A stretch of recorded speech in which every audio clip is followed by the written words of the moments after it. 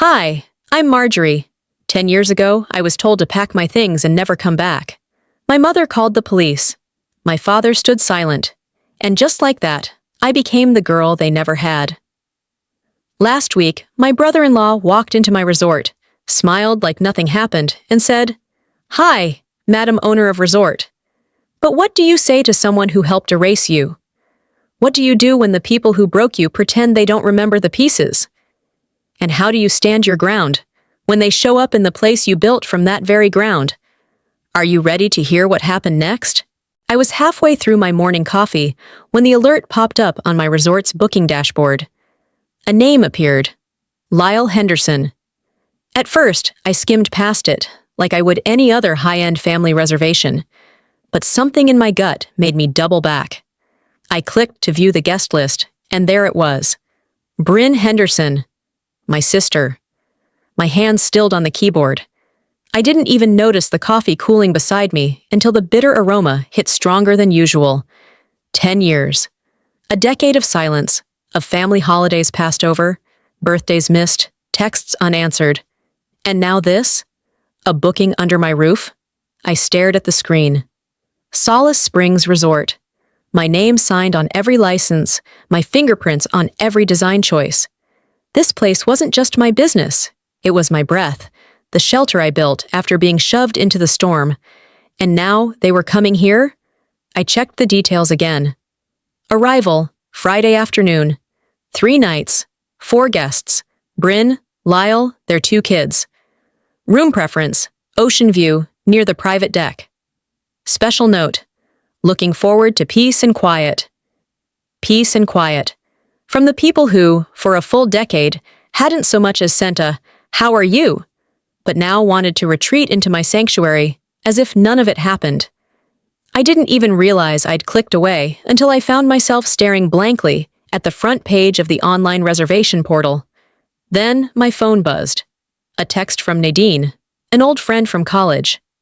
"Hey, random, but someone in our alumni group said you dropped out after some family fallout. I told them that couldn't be right." It was like someone had punched me in the stomach from the inside out. That's the story they'd told people. That I'd quit, walked away. That I hadn't earned my degree, hadn't built this on anything more than running away from a tantrum. I knew they were ashamed. But rewriting history? That cut deeper than silence ever had. I couldn't bring myself to answer Nadine just yet.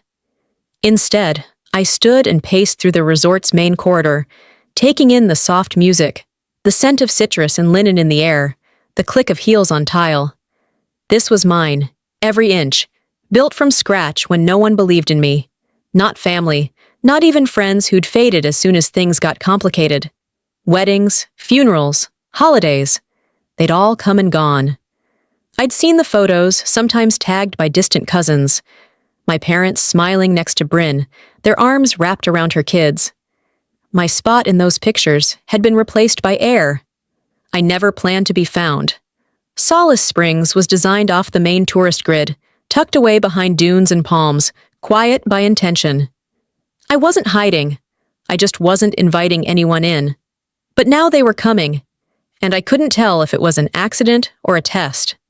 That night, I typed an email. "To Lyle, just so you know, I'm the owner of Solace Springs." My fingers hovered over send. Then I hit delete. No, this wasn't going to be a confrontation.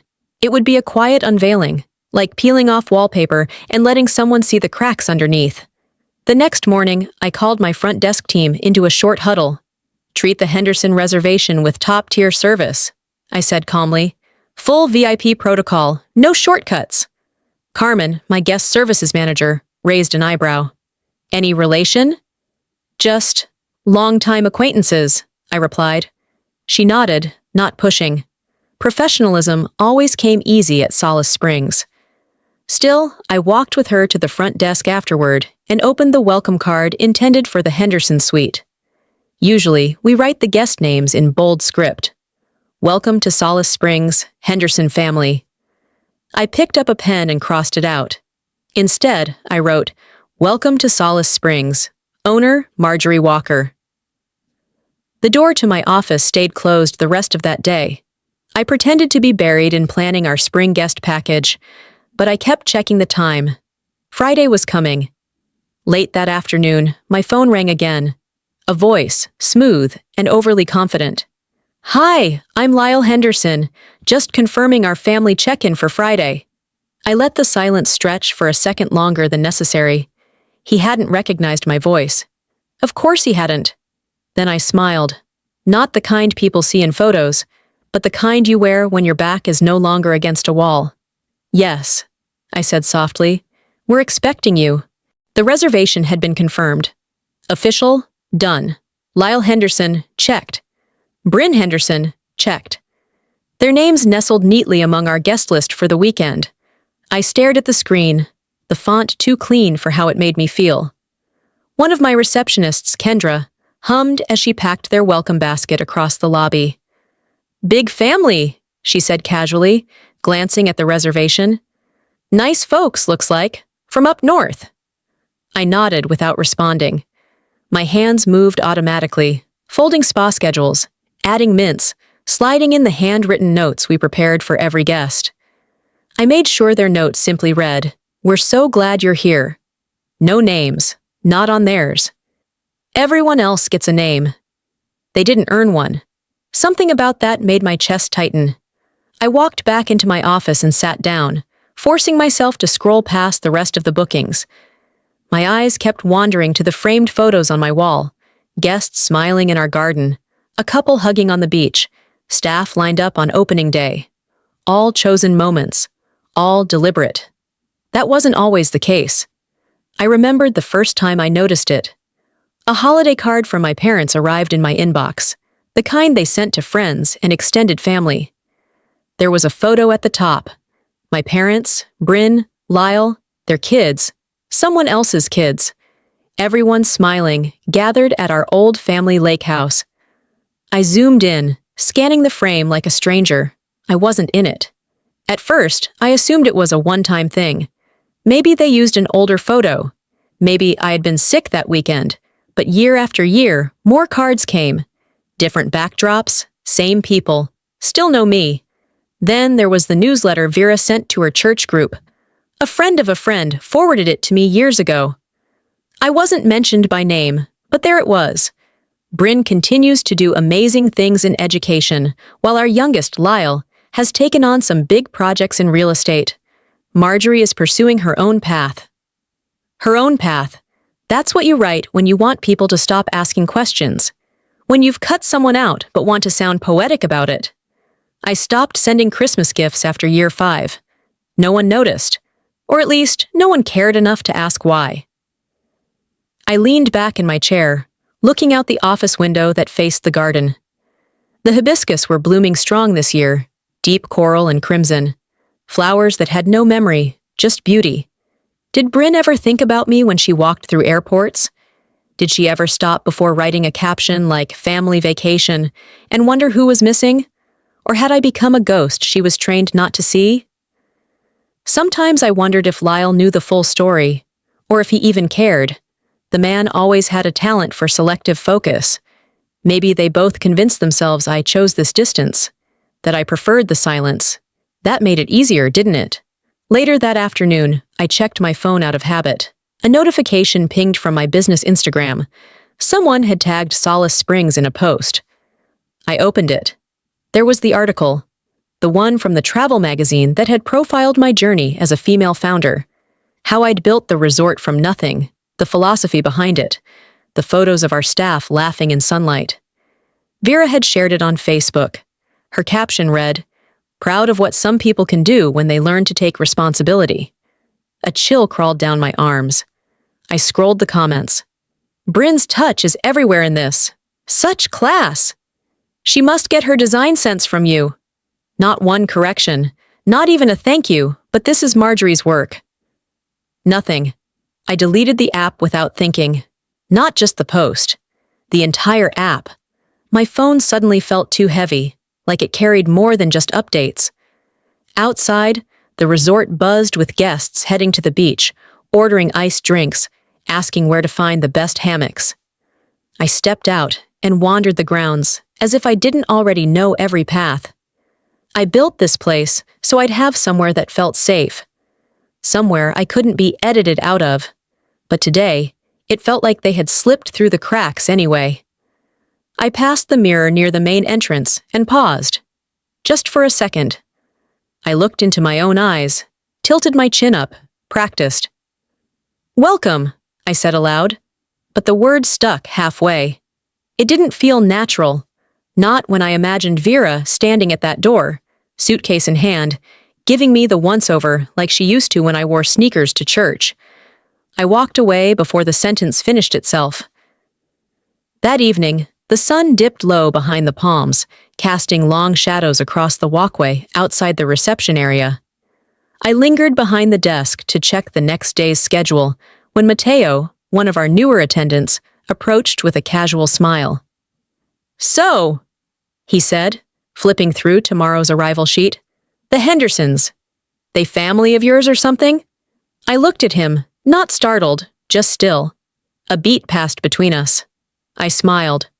Let's just say, they're not used to seeing me in front of the house. After the call from Bryn, I stayed seated on the porch longer than I planned. The breeze off the Gulf was gentle, but something inside me felt scraped raw. That voice, too familiar, too casual, as if she were checking in on a dinner reservation, as if 10 years of silence meant nothing. I didn't sleep much that night. My mind kept spiraling back to the one night I tried never to revisit. The night everything broke.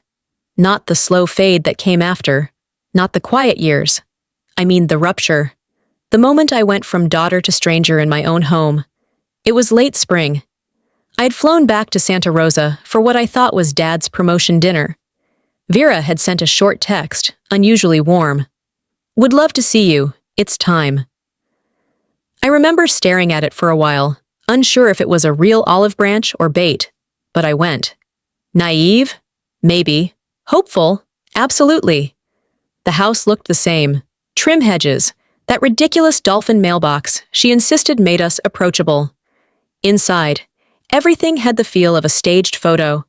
Candles, coordinated napkins, soft jazz humming from hidden speakers. Bryn was already there, perched like a magazine model at the edge of the sofa, flipping through a parenting magazine. Dinner was short. No one touched the dessert. I remember Vera clearing her throat, standing, and then setting a manila envelope on the table, like she was delivering a verdict. "Marjorie," she said, "it's time we clarify things, for everyone's peace of mind." Inside were 3 pages. A waiver, complete relinquishment of any and all family property, inheritance, and trust rights. In exchange, a vague promise that they wished me well in all future endeavors. I didn't raise my voice. I asked calmly, "Why now?" Vera looked straight through me. "Because you've made it clear you don't want to be part of this family. You disappeared." I laughed. It slipped out without my permission. I disappeared? Or was I pushed? That's when Bryn chimed in, voice syrupy and sharp. "It's not like you ever contributed, Marjorie. You made your choices." I stood. That's when Vera pulled out her phone. "She's causing a scene," she told the police dispatcher. "She doesn't live here anymore. She's not welcome." The officers arrived within 15 minutes. By then, I had packed what I could into the same duffel I'd used through college. Ronald stood in the hallway the entire time. He didn't say a word. I walked past him with my bag over my shoulder. He didn't look at me. I don't think he's looked me in the eye since. Back in the present, I stood behind the welcome desk, watching the staff prep the lobby for afternoon arrivals. The flowers were fresh, the water coolers restocked, everything humming just the way I built it. That's when I saw her, Lorna. She'd only been with us a few weeks, helping with admin and events. Today, she was adjusting a sign near the front desk. Our eyes met. Something in her posture changed. She approached slowly. "Ms. Walker, can I speak with you for a moment?" I nodded and motioned her into the small lounge behind the office. She didn't sit. "I wasn't sure you remembered me," she began. "But I used to work for your family, Years ago, in Santa Rosa. I said nothing. My throat closed. I was asked to clear your room that night. The day before you arrived, actually. Vera said it was just time, that you'd moved on. She paused, as if waiting for me to react. I didn't know you hadn't been told, she added. I didn't flinch. I didn't cry. I just nodded once and thanked her. But inside, a quiet confirmation solidified what I had only suspected. It wasn't a heated moment. It wasn't a misunderstanding. It had been orchestrated. They had planned my erasure, not just from a house or a will, but from memory, from belonging. I walked out to the terrace, letting the sunlight warm my arms. I used to defend Vera. She's under stress, I'd tell friends. She just wants what's best. I'd tell myself Bryn didn't really mean those things, that she was caught in the middle, that she'd stand up for me eventually. But truth doesn't bend just because we wish it to. Now, for the first time in years, I felt something settle in my chest that wasn't guilt. It was clarity. I wasn't a daughter coming home anymore. I was an owner preparing to host unwanted guests, and I wasn't going to do it small. That evening, I sat on the porch of the main villa. The sky turned from honeyed pink to ink blue. The first stars began to flicker out over the water. I had my planner in one hand, a pen in the other, jotting down notes for staff briefings. Then my phone lit up. Unknown number. I let it ring once, twice, then answered. This is Bryn, the voice chirped, far too upbeat. Just checking you got our dietary preferences? The morning air had that coastal crispness. Clean, almost floral, touched by the salt drifting in from the Gulf. I stood behind the office curtain, sipping lukewarm coffee, watching as the Henderson SUV rolled into the circular driveway. Bryn stepped out first, of course. Sunglasses too large, heels too tall for resort gravel. Lyle emerged next, carrying 2 matching bags with the practiced efficiency of a man who liked to look useful without being asked. Then came Vera. Her outfit was flawless. Linen slacks, soft cardigan, pearls like punctuation. Her expression?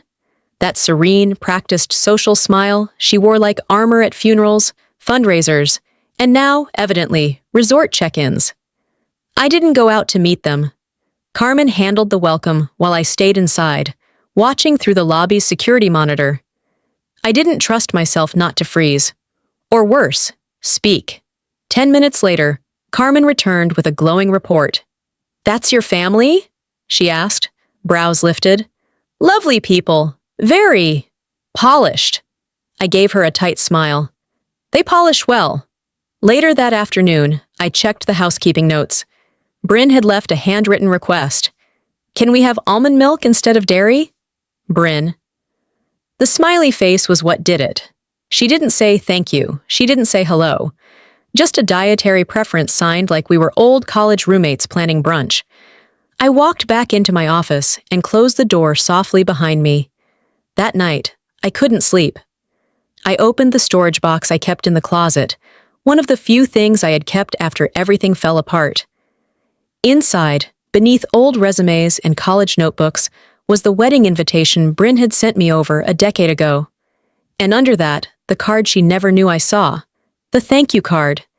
It had gone out to all the guests, a printed template with minor handwritten notes. Each one read something unique. Mine? Thank you to Vera's cousin for the gorgeous glass piece. Truly special. The centerpiece had been hand-blown Murano glass, a pale blue swirl embedded in crystal. I'd spent 2 months sourcing it, and another week deciding whether to send it, unsure if I even belonged at that wedding. I mailed it anonymously, and yet they still managed to misattribute it. I'd never said anything. At the time, I told myself it didn't matter, that I was being sensitive, that they probably just assumed. But tonight, it scraped. The next morning, I finally crossed paths with Bryn in the garden lounge, where she was seated near the koi pond, sipping something green and expensive-looking. She was in full performance mode, laughing with a couple from Ohio who had just discovered yoga 2 months ago and were now experts. When she spotted me, she raised her sunglasses slightly. You run this place? She asked, feigning surprise with just enough charm to convince strangers she meant no harm. I met her gaze. Yes, every brick, every chair, I chose them all. Her smile faltered for a second, just a flicker. She recovered quickly, of course. It's beautiful, she said. Really clean. I didn't respond, just gave a brief nod and turned to leave. Not long after, I was walking the main corridor when I saw Lyle approaching from the other end. He walked like he owned space, the kind of confident gait men perfect in law school or golf tournaments. He stopped beside me, hands in his pockets. Well, well, he said, smirking. Madam Owner of Resort. I didn't blink. That's me. He let out a soft chuckle. Didn't expect this when we booked.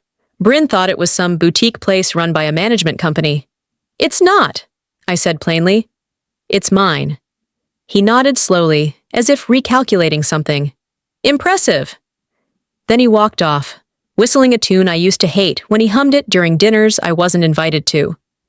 By lunchtime, the backhanded comments began trickling in. A guest stopped me in the hallway. Your mother was telling us how you used to play hotel as a kid. Isn't it funny how some make-believe games stick? I froze.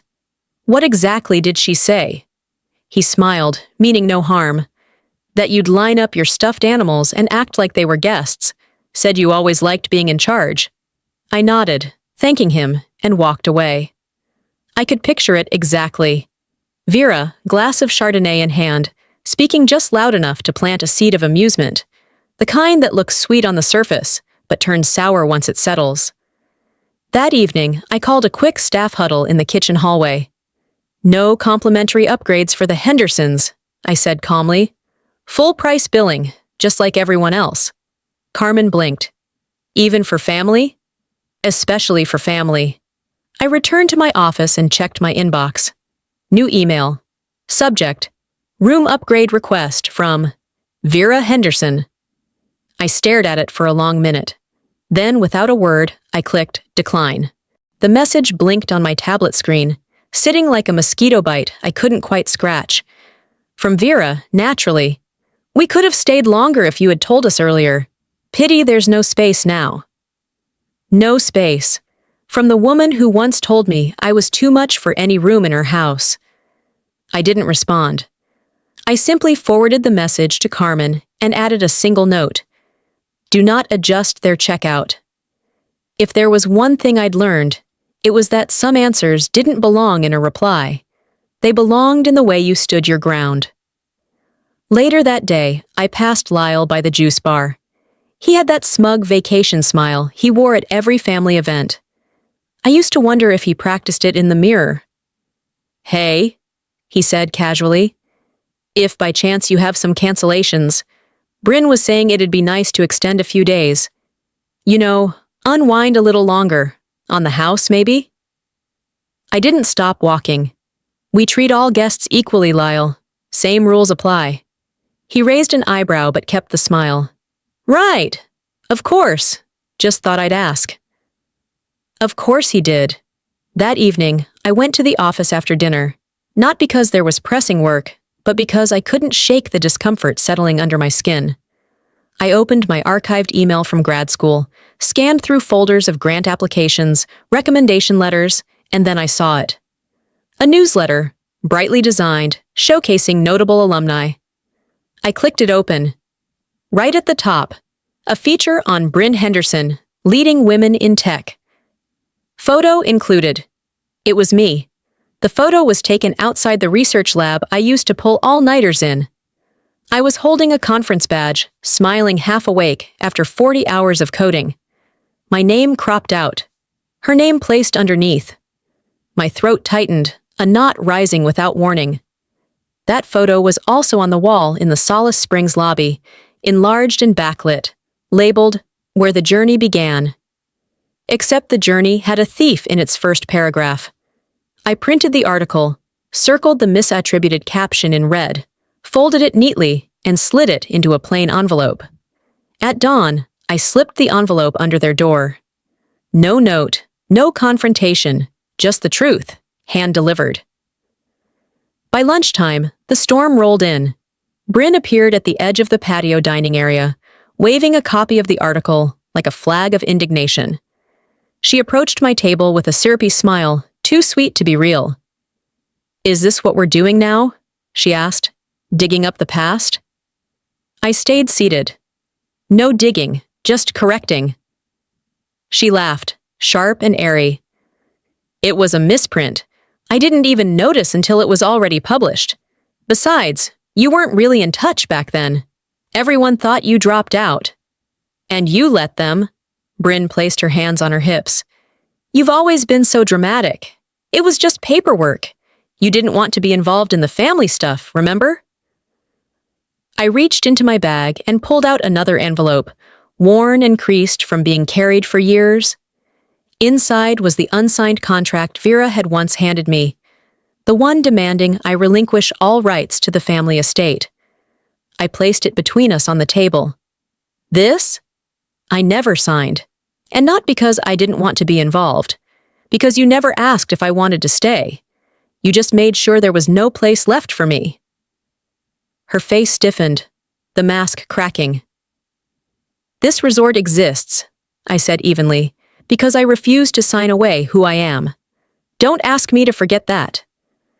She stared at the contract, then at me, but didn't say another word. She turned and left, heels clicking like punctuation marks across the deck. That night, as I returned to my suite, a piece of paper lay on the floor just inside the door. Someone had slipped it under while I was out. I picked it up, plain white, familiar handwriting. "Let's not make this ugly. Think about the family." No signature, no courage either. I folded the paper slowly, carried it to the fireplace, and fed it to the flame. Some things don't deserve a response, only an ending. There was something about that morning that made my skin feel too tight. The sky outside was the same soft blue as every other day, but I couldn't shake the way the air felt, like something was coming undone. The Hendersons walked the resort grounds as if they owned them. Bryn waved at passing guests like a seasoned politician, her laugh just a bit louder than necessary. Vera trailed behind her, offering sage nods and unsolicited advice to anyone who looked vaguely affluent. Lyle strolled from the pool to the breakfast bar with a confidence that reeked of someone who believed the world owed him comfort. Guests began noticing. I heard them whispering behind sunglasses, murmuring during yoga sessions and in line for cocktails. "Isn't that the owner's family?" they asked. "Something feels tense." I kept my expression flat, my voice steady, my posture perfect. But inside, I was burning. Just before lunch, my phone buzzed. A message from Caroline, a friend from grad school who now lived out of state. "Marge, someone in my PTA just shared this article. Tell me this isn't about you." Attached was a link to a local op-ed. Anonymous, of course. Title: "When Gratitude Isn't Enough. How Some Ingrates Exploit Family to Build Their Empires." I didn't have to scroll far. The tone was unmistakable. Vera's cadence, her carefully sharpened indignation disguised as concern. They distance themselves, rewrite history, claim exile while living in luxury, all built from foundations others laid for them. She hadn't signed her name. Of course not. Cowards rarely do. My stomach clenched, not in pain, but recognition. This wasn't just petty, it was public sabotage. She was testing how far she could go without seeming like the aggressor. I didn't forward it, didn't reply to Carolyn. Instead, I opened the Solace Springs Instagram account and drafted a caption. Those who write anonymously rarely believe in what they say. No hashtags, no emojis, just the truth, served plainly. The reaction was swift. Comments flooded in. Messages of support from guests, followers, and colleagues in the hospitality world. By evening, several clients had already told me, "You handled that with grace," which translated to, "We know exactly who that article was about." After dinner, I walked through the East Garden to clear my head. That's where I found Lyle. He was lounging near the water feature, swirling his glass like a man who thought ideas smelled better with Merlot. "Hey," he called. "Got a minute?" I stopped, but didn't sit. "I've been thinking," he said, standing and brushing imaginary lint off his shirt. "This place has serious potential. You've built something good here, real value." I stayed silent. "I have a few investors looking to diversify portfolios. What if we scale this? Add locations. You could use someone with experience." I tilted my head. "You mean someone who called this a cute hobby over Thanksgiving dinner?" His face flushed slightly. "We were just teasing back then. Come on, Marjorie, don't be so..." "So what? Sensitive? Emotional? Ungrateful?" I stepped closer, not loud, just steady. "You didn't see value when I was building this, with nothing but secondhand software and a broken laptop. You don't get to share it now that it's thriving." Lyle raised his hands. "Fine, just an idea." "No," I said. "It wasn't. It was an assumption that I'd still be desperate enough to say yes." I turned before he could respond.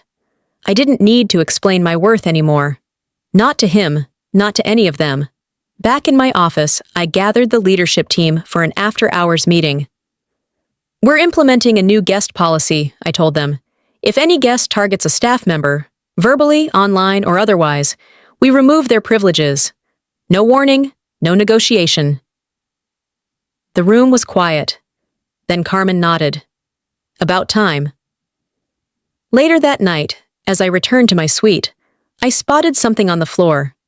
A folded piece of stationery, plain but familiar. Someone had slid it under the door. I picked it up and unfolded it slowly. "If you keep this up, we'll tell the full story. You weren't always the victim." No signature, no surprise.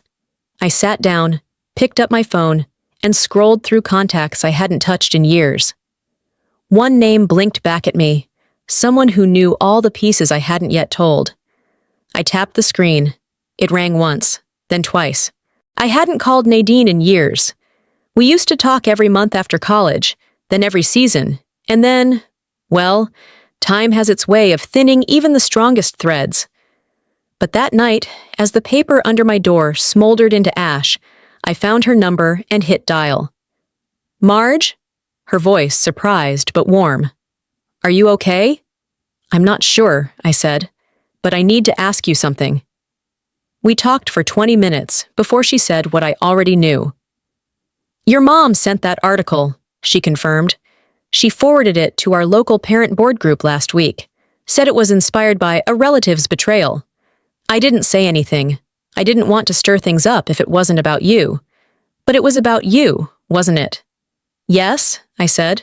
"It was." I didn't feel rage, just a cold sense of familiarity, like walking into a room you haven't entered in years and realizing the wallpaper's still ugly. Nadine hesitated. "There's more. She's publishing a memoir. I have a friend at the press doing layout. She sent me a photo of one of the pages. I think you should see it." It came through while I was still on the call. A photo of a draft proof. The page read, "Our journey with our 2 children has been filled with grace and growth. Watching Bryn and Ronald Jr. become the pillars of our legacy has been the great honor of our lives. 2 children." My eyes didn't misread it. They had rewritten me out, again. This time in print. I stared at that sentence until my vision blurred. Not because I wanted to cry, but because my brain refused to compute how casually she erased me like I'd never existed. Like love could be revised. The next morning, I walked into the media suite and told Janine, my content manager, to cancel everything scheduled that week. "We're doing a legacy series," I told her, "and we're starting with mine." I spent the next hour dictating what they'd never ask me to say at a family table. What really happened. Why Solace Springs wasn't born from vision boards and retreat goals, but from loss, from absence, from exile. I didn't sugarcoat a thing. That night, we hosted a guest dinner in the main garden. Outdoor lights strung between trees, gentle acoustic guitar playing. Bryn sat with a table of influencers who kept asking about the story behind the place. She smiled, deflected, danced around facts like it was a game. Halfway through dessert, a woman from Oregon leaned toward Vera and said loudly, "I saw your daughter's story in Forbes. What an incredible woman, so inspiring." Vera, who had been sipping wine with a tight smile, tilted her head slightly. "My youngest always did love stories," she said, voice clipped. The woman blinked. "Wait, she's not your youngest?" Vera's face didn't crack, but it calcified. I stepped outside the circle of light, just far enough for her to find me later. And she did. In the hallway behind the banquet kitchen, Vera appeared like a ghost with purpose. She wasn't angry yet, just controlled, which was worse. "You planted that?" she hissed. "Don't act innocent. You knew they'd ask." I shrugged. "I'm just living my life. If that's inconvenient for your narrative, that's not my fault."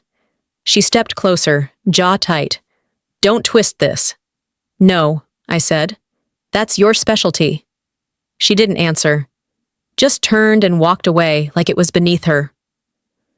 An hour later, the resort's event coordinator found me. "Marjorie, quick heads up," she said. "We included a clip in the new promo video. It's from an old voicemail you gave us when we first launched. Might want to review before it loops again tonight." I followed her to the main lounge, where the video was already rolling on silent. The screen showed drone footage of the property, the pool glistening under sunlight. Then my voice came in, narrating over clips of guests laughing and staff setting up chairs. And then, it happened. A grainier recording faded in. Vera's voice, unmistakable. "She's out. We can redo the will now." The room hushed, like someone had pulled the plug on the speakers. The guests who had been laughing seconds before were frozen, eyes on the screen. No one moved. Bryn stood at the back, one hand covering her mouth.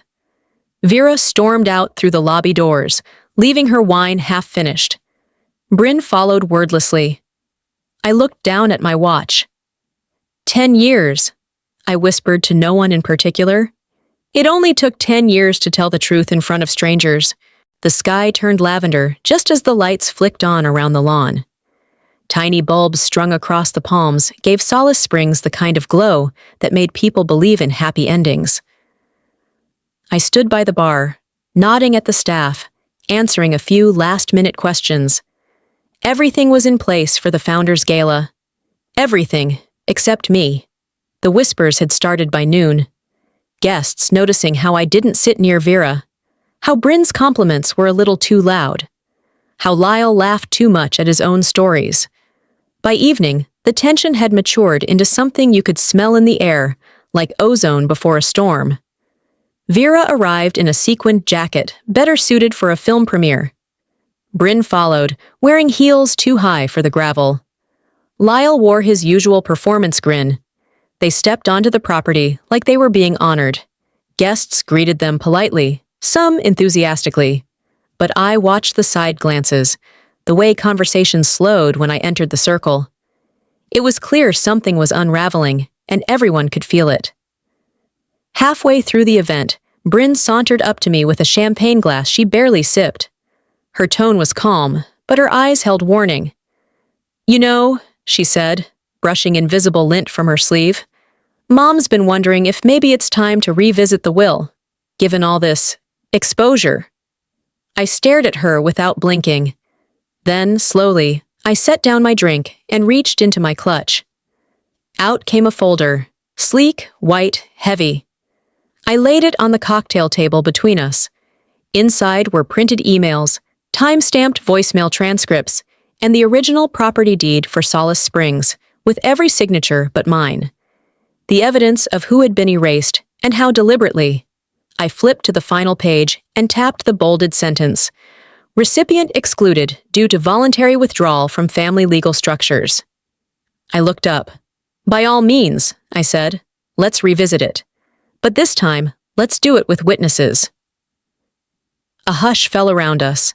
Conversations dimmed, as if someone had turned down the volume of the entire event. A nearby journalist, one we'd invited for PR coverage, quietly raised her phone and began recording. People shifted in their chairs. One guest leaned toward her husband and whispered too loudly, "Isn't she the one they tried to cut out?" Another murmured, "This just got good." Some clapped. Others watched like it was a car crash they couldn't look away from. Vera stood stiff across the garden, holding her wine like a trophy. She didn't approach, didn't interject. Her silence said more than her speeches ever could.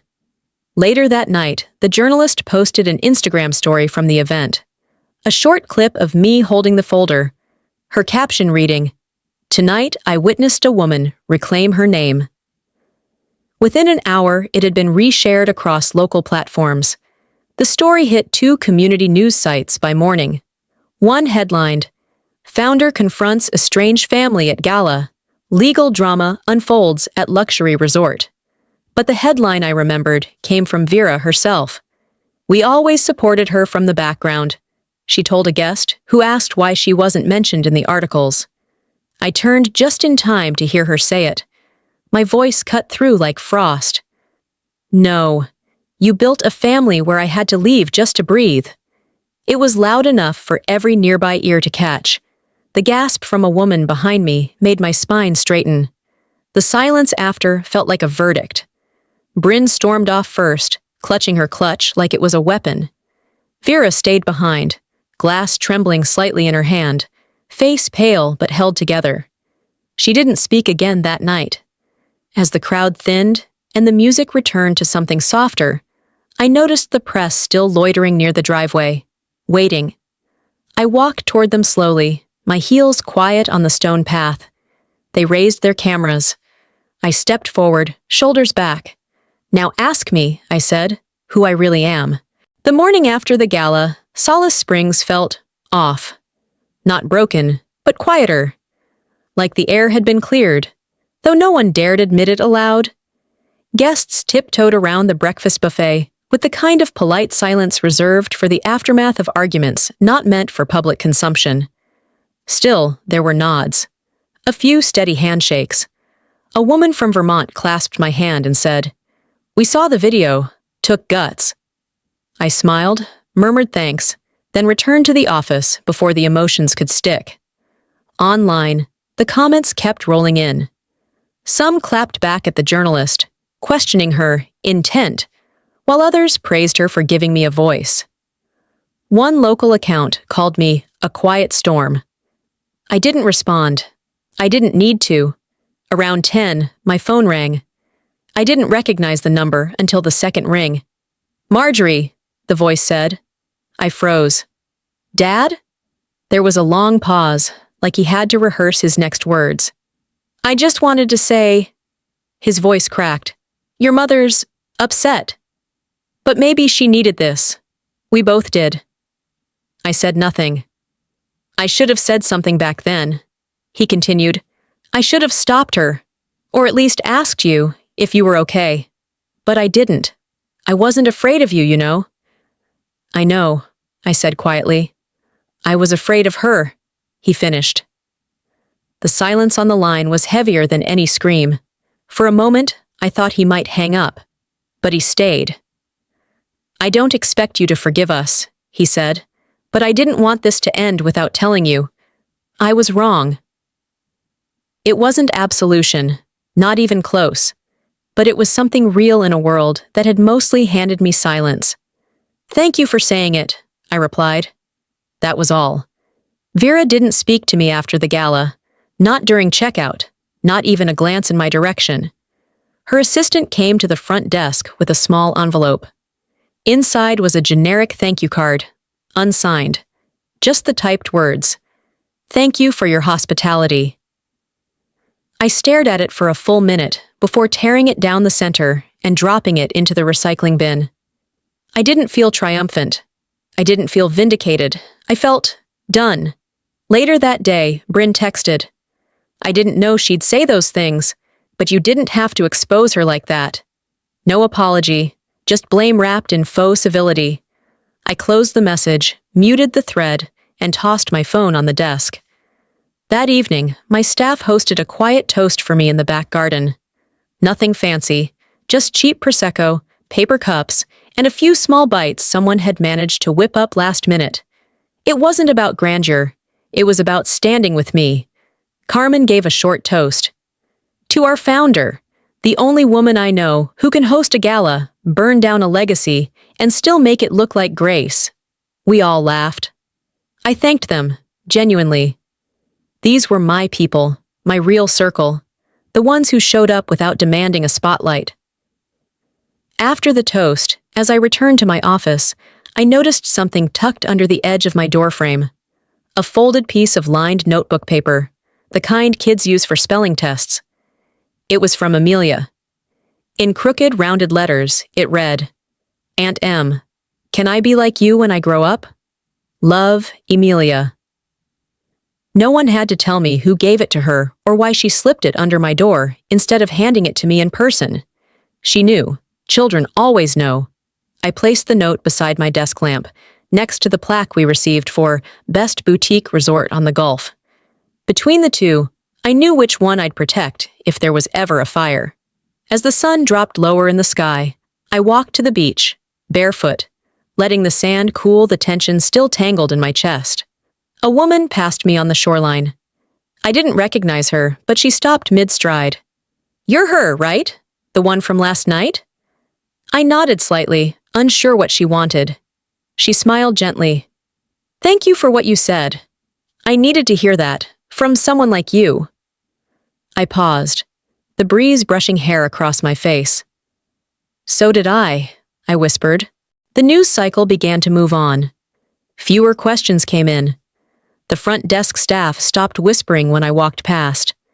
And though I still caught the occasional curious glance from guests, most were content to simply smile and say, Thank you for what you did. There were thank you notes left tucked under doors and beside espresso cups at checkout. One read, To the woman who reminded us we can rewrite the story. Another was signed simply, From someone who used to be silent too. There were no more messages from Vera, no half-hearted texts from Bryn. The quiet wasn't empty, it was earned. Then came the request from a small travel publication. A writer wanted to feature Solace Springs in their next issue, the story behind the resort, the vision, the woman who built it. At first, I hesitated. I'd told my story more than I ever intended, but the thought of someone else filling in the blanks, once again, pushed me to say yes. I sat alone in the office one afternoon, sunlight slanting through the blinds. My fingers hovered over the keyboard, then began to type. I didn't start with branding or mission statements. I started with truth. Solace Springs didn't begin as a dream. It began as a wound, a place born out of being erased. A woman stripped from her place at the table and told it wasn't personal. It was just practical.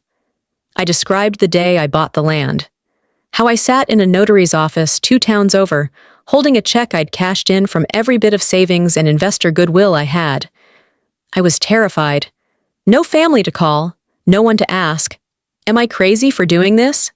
Just me, a legal pad of notes, and a gut feeling that I had to build something they couldn't take from me. Later that week, Janine, our admin lead, handed me a plain white envelope. Dropped off this morning, she said. I opened it and immediately recognized the handwriting. Amelia. Aunt M, I hope I can be as brave as you someday. Love, your niece. I ran my thumb gently over her scrawl, something unshaped but pure. The tears came not from sadness, but from relief, from being seen, from knowing that even if the bridge with her mother was dust, this child still found her way across. I placed the letter next to my desk lamp, where it could catch the morning light. That evening, the staff gathered in the main kitchen for a small celebration. Nothing fancy, just paper plates, a few open bottles of wine, and a playlist made by one of our lifeguards. No speeches, just laughter, familiar warmth. One of the local families we'd helped rehouse after the hurricane arrived unannounced, with a bouquet of grocery store flowers. You gave us more than shelter, the father said. You gave us dignity. I swallowed the lump rising in my throat. You already had that, I told him. You just needed someone to not look away. Later, I wandered through the resort, corridors still humming softly with the last of the evening's life. I passed cottages filled with families who were making memories I hoped they'd keep. I passed rooms lit with books and quiet music, and nothing performative, just people being. That's when it hit me. I didn't just survive my family. I had built the family they weren't capable of being. I stopped by the media desk on my way out and opened our Instagram account. A recent comment had gone mildly viral. Why didn't they just love her? I typed out 3 different replies, deleted each one.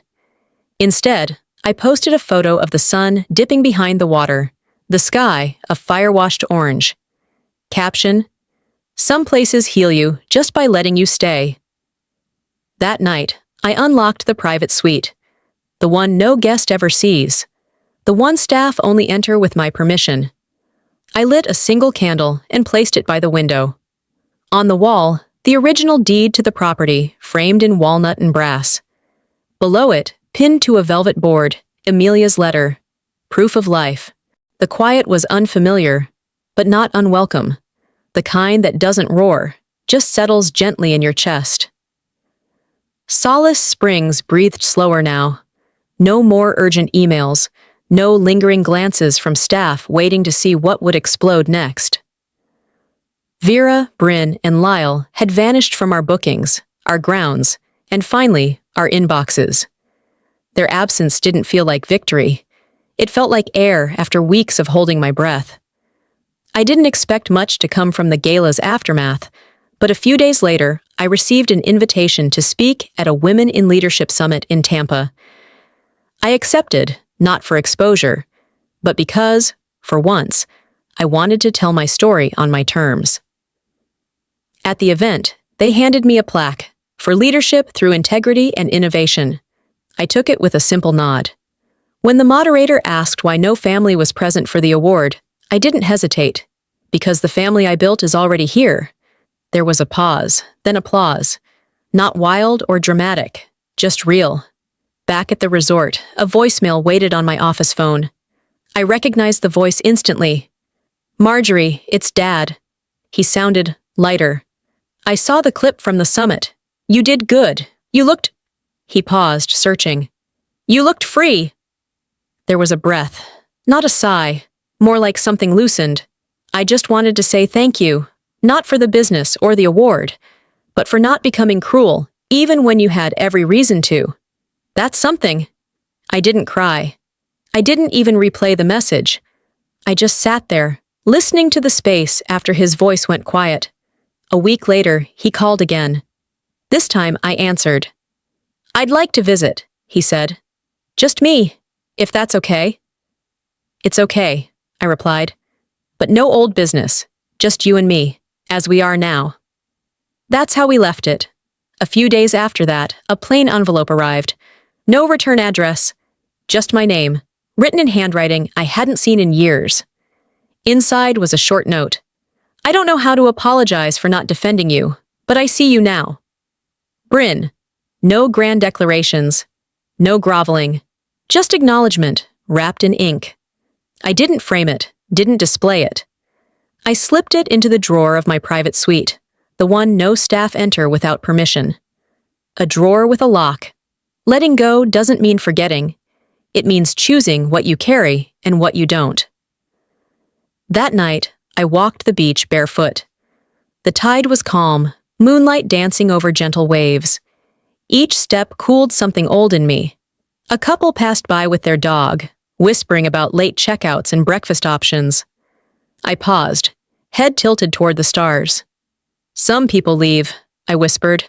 "Others find their way back." 1 year. 12 months since the gala that unraveled my family's version of history, since I stood in front of strangers and told the truth I'd carried for decades. Today, Solace Springs turned 1.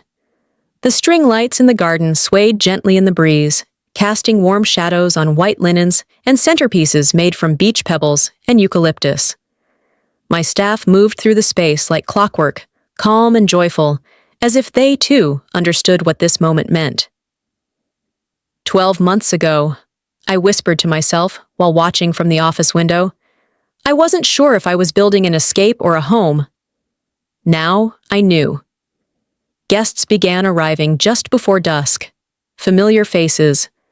The couple from Illinois, who were our first overnight guests. The single mother we helped evacuate after the storm. The family whose daughter took her first steps by our fountain and had sent a framed photo of the moment. No grand entrance, no exaggerated gestures, just genuine, quiet presence. Some brought flowers, others handwritten notes. To the woman who reminded us it's okay to start over. To the place that felt more like home than home ever did. Even the vendors smiled wider tonight. Near the front desk, a new staff member approached me with a clipboard in hand. "Hey, quick question. Why don't we ever book Villa 3? I looked up, steady. "It's spoken for," I said. She nodded without prying. There were certain answers you didn't need to explain, not in a place like this. Later that night, long after the main course had been cleared, and the laughter under the garden lights turned to the hush of slow music, I unlocked the door to Villa 3.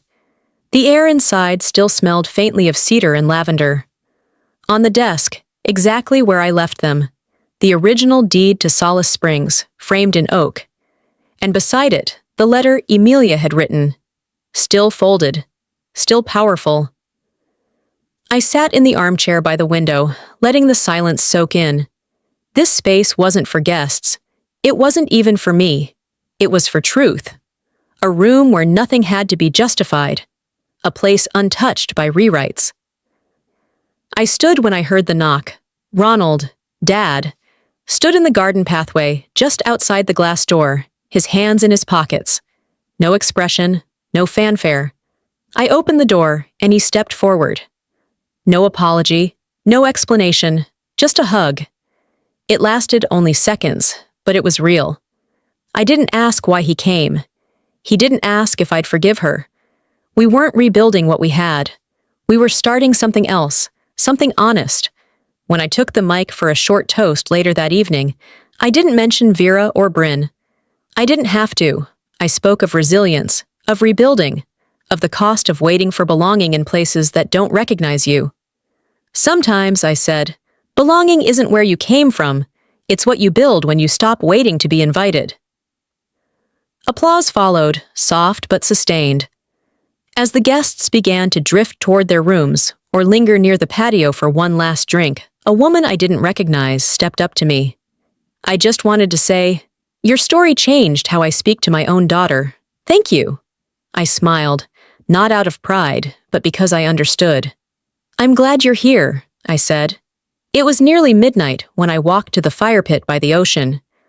Most of the lights were out, save the flickering path lamps leading to the shoreline. I sat alone, blanket over my lap, the sound of waves gently replacing any need for music. Laughter echoed faintly from the cottages, drifting through the palms. Not haunting, not distant, just warm, familiar. I closed my eyes, breathed in the salt, and whispered, "I didn't win. I didn't lose. But I became." I've learned that sometimes the people who should protect you are the very ones who teach you how to protect yourself. Belonging isn't always inherited. It's something you build, sometimes from the rubble of silence and rejection. For years, I waited for someone to open a door that was never mine to walk through. And in that waiting, I almost forgot I could build my own. If you're watching this and you've ever been pushed out, talked over, or made invisible by the people who were supposed to see you first, know this. Your story doesn't end in exile. You don't need their permission to rise. You need your own hand on the pen. I didn't win by getting revenge. I didn't need an apology to move forward. I won by choosing peace over performance, purpose over permission. So now I ask you, what would it mean for you to stop waiting and start building? Where in your life have you handed someone else the right to define your worth? And if this story reminded you of your own, would you tell it? If this video touched your heart, drop a 1 in the comments, or tell me what city you're watching from. If it didn't resonate, I'd love to know why, and where you're joining us from too. Every voice matters here. And if you're not already part of this community, subscribe now to follow more stories that might feel like they were written just for you. You belong here because you chose to be. See you in the next chapter.